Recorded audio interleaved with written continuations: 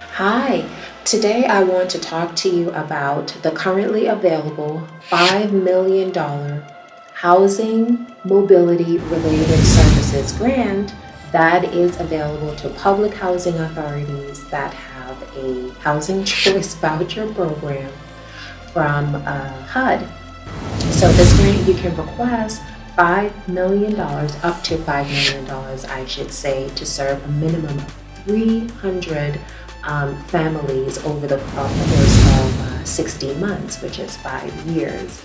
So this grant, you can assist these Section 8 families to transition from the high crime, high poverty areas and provide opportunities for them to rent in opportunity areas. Those are areas with low crime, low poverty, great schools, great jobs.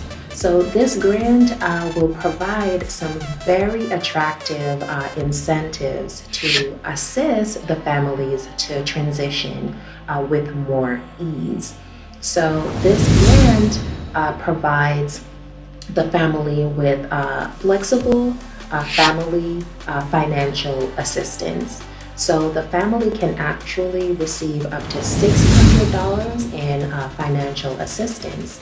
And the $600 will cover up to $200 for moving expenses, as well as to pay for things like application fees, renter's insurance, to pay for things like arrears in utility. So for an example, if the family wants to move to a house in an opportunity area, but they have back water bill or light bill or other utility expenses that are in arrears, this flexible financial support can pay for those things. The financial support can also pay for bus passes. So it's very flexible. And some of the other things, the housing authority and the family can determine if those are things that the family will need to transition them to their new house. So if it's in terms of housing search and housing assistance and to help the family to transition to this new location, then the financial assistance, if it's an eligible assistance expense, will be able to pay for it. So remember, each family is limited to up to $600 over the course of the grant term, which is 5 years. A very attractive feature as well is that the grant will allow the housing authority to pay for security deposits.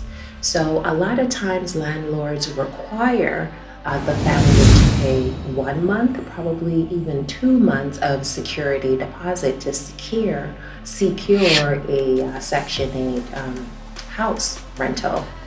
So this can be an expense that the family cannot afford. It could be thousands of dollars. If, for example, the family has a security deposit of $3,000 or $6,000. They may not can afford that. So especially in these opportunity areas where cost of living is going to be a little bit more because the houses value more. So the expense to live in those neighborhoods will be more. Hence, the security deposit will be much, much more than these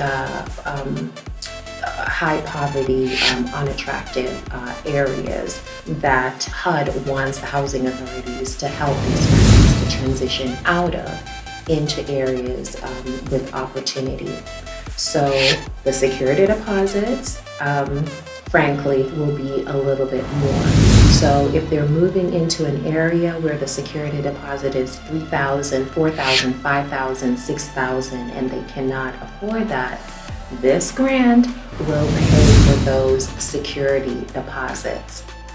Another attractive feature of this grant is that once the families move out of the Section 8 housing choice voucher homes, The security deposit, or the balance, because sometimes landlords will make repairs to the house and then split the difference from the security deposit.